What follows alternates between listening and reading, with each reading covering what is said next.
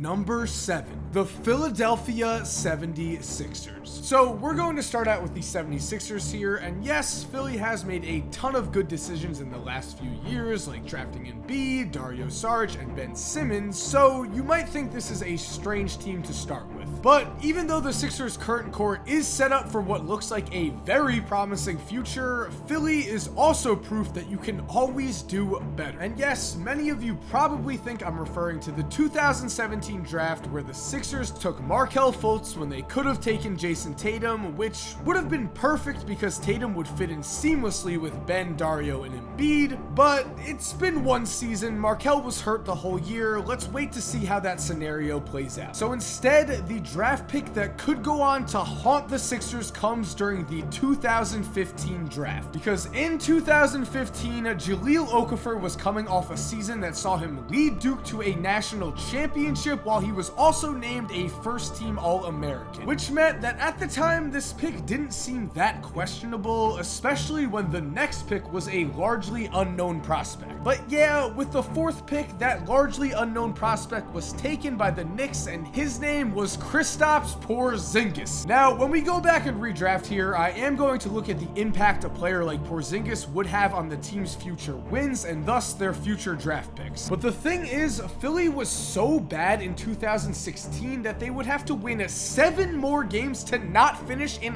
last place. Going off win shares, Kristaps might have won the team an extra 4 games at most, so the Sixers would still get the number 1 pick, they would still get Ben Simmons, and then in 2017, Porzingis would win the team more games, but Philly would probably still draft around the 8th spot, meaning they could take a player like Frank Ntilikina, Dennis Smith Jr., or if they were really lucky and slipped down further, they could have had Donovan Mitchell. Now, I doubt they'd get Mitchell though, but that still means if the Sixers took Porzingis, they'd have a lineup of something like Dennis Smith Jr., Robert Covington, Ben Simmons, Kristaps Porzingis, Joel Embiid, and Dario Saric off the bench as a 6th man. That is ridiculous, and you have to assume that if everyone stayed healthy on that roster, Philly would have a very good chance to win one, if not a ton of NBA championships. For now, of course, they're still in a very good position, but imagine if they had Kristaps. Number 6 and 5, the Minnesota Timberwolves. During his time in Minnesota, Kevin Love will be remembered for 2 things. 1, putting up a ridiculous stat line of 26 points and 13 rebounds a game in a single season, and 2, never making the playoffs. The thing is though, not making the playoffs was not his fault at all. The real reason the Timberwolves never made the playoffs is that they had the lucky honor of making 2 of the worst draft decisions in the last 10 years, and they did it in back-to-back drafts. Right off the bat, the Timberwolves had the 5th and 6th picks in the 2009 draft, and in this draft, they would take 2 point guards. Neither of those point guards was named Steph Curry, who would be taken 1 pick later. This means, of course, Minnesota missed out on a 2-time MVP and the chance to destroy the Warriors dynasty and make one of their own. Because if Minnesota had taken Steph, they probably still would have only won as many as 5 more games max the next season, which means that they still would have had the 4th pick, and here's where giant mistake number 2 comes into play. Because with the 4th pick, the Timberwolves took Wesley Johnson, and yes, the 5th pick would be DeMarcus Cousins. That means that if the Timberwolves had a competent GM and not David Kahn, a man who would make moves that Chad Ford would often call baffling, then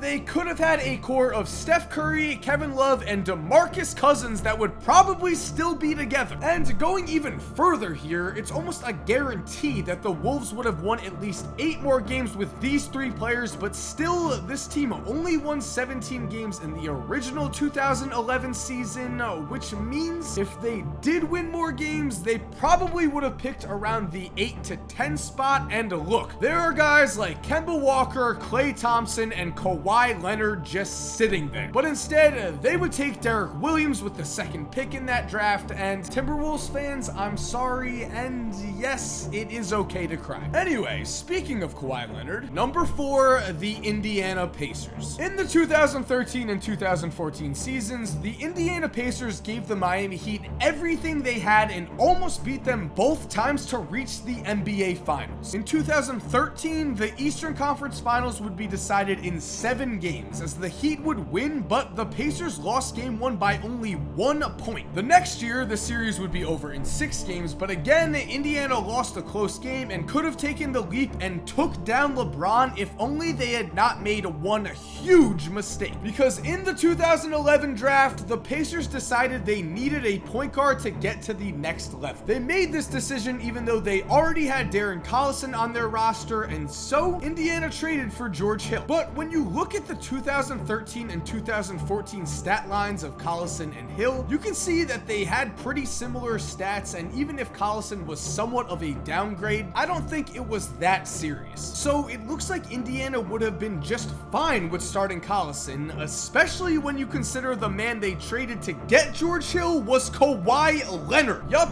drafting with the 15th pick, the Pacers were gifted the steal of all steals with a future top 5 player in Kawhi still waiting to get drafted. But instead of keeping Kawhi, Indiana gave him up for George Hill, and the Spurs would go on to win the 2014 championship as Kawhi was named the Finals MVP. If Indiana had just kept Kawhi, they could have started Collison, Paul George, Kawhi, David West, and Roy Hibbert with Lance Stevenson as their 6th man in 2013 and 2014. That is a roster that certainly had the chance to not only beat LeBron, but to also win the championship, as again, it was Kawhi who was the difference maker in the 2014 finals. Number 3, the Memphis Grizzlies. Headed into the 2008 draft, the Memphis Grizzlies were horrible and desperately needed either a power forward or a shooting guard. Now, they would eventually go on to trade for Zach Randolph, but that trade probably never would have happened if the Grizzlies had just made the right moves. Because during the 2008 draft, Memphis would agree to a deal in which they would basically trade their 5th pick,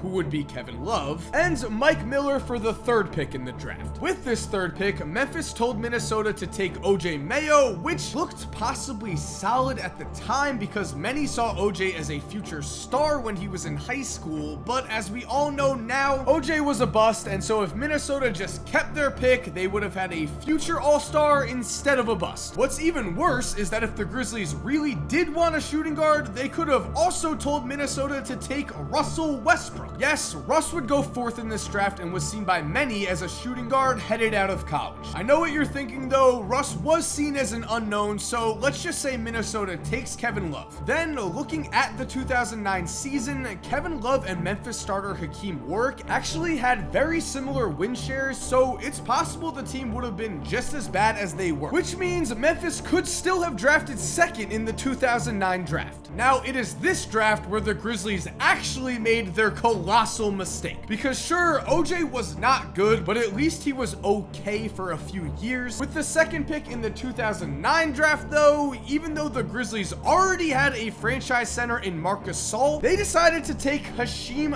Thabeet. This pick was widely criticized at the time that it happened, and wouldn't you know it, the 3rd pick in this draft would be James Harden. And so if Memphis had drafted right, they could have had a starting lineup of Mike Conley, James Harden, Rudy Gay, Kevin Love, and Marc Gasol, a team that would definitely be a serious title contender. Sensing a theme in this video? Number 2, the Charlotte Hornets. We're going to keep this one short and sweet. Danny Ainge has been seen as an absolute genius with his rebuild of the Boston Celtics. But if it weren't for Michael Jordan and his incompetence as an owner, the Celtics would not be nearly the same team that they are today. Because during the 2015 draft, it has been reported that Danny Ainge offered the Hornets 6 draft picks, including 4 potential first-round picks, in exchange for the number 9 pick held by Charlotte. The reason they offered so many picks is that they were going all in on Justice Winslow, who we have seen has not exactly been impressive. The funny thing about this potential trade, though, is that Charlotte didn't want Justice Winslow either. They turned down this amazing offer to take Frank Kaminsky. And yes, it has been said that Michael Jordan had a huge hand in making this decision. So, MJ, I know you're the GOAT and all, but let's let other people handle the drafting decisions. And number 1, who else? The Sacramento Kings. To show you the Kings' incompetence, I'm just gonna go draft by draft here and start gathering tissues for anyone who is a Kings fan. So let's start in the 2009 draft, where Sacramento takes Tyreke Evans when they could have had Steph Curry 3 picks later. Then we've got the 2010 draft, and wow, they made the right move and took Cousins. Now, if they had taken Curry, they would have finished with a similar record based on win shares, so they would have had them both. But let's give the Kings something here and move on to the 2011 draft, where Sacramento takes Chinese legend Jimmer Fredette 1 pick ahead of Klay Thompson and 5 picks ahead of Kawhi. Then in the 2012 draft, they take Thomas Robinson 1 pick ahead of Damian Lillard. And look, it's the 2013 draft, where they take Ben McLemore 3 picks ahead of CJ McCollum. And I don't really want to pile it on anymore, but 2014 draft, they take Nick Stauskas 5 picks ahead of Zach LaVine. And finally, in the 2015 draft, they took Willie Cauley-Stein, even though they already had a center in DeMarcus Cousins, and also could have taken all of the picks that Boston offered to get Justice Winslow. Now, I know this is a video just on colossal draft mistakes, but it's really hard to pick just one here. I mean, looking between the 2011 and 2014 drafts, Sacramento could have drafted 2 to 3 all-star caliber players, and instead, they drafted 2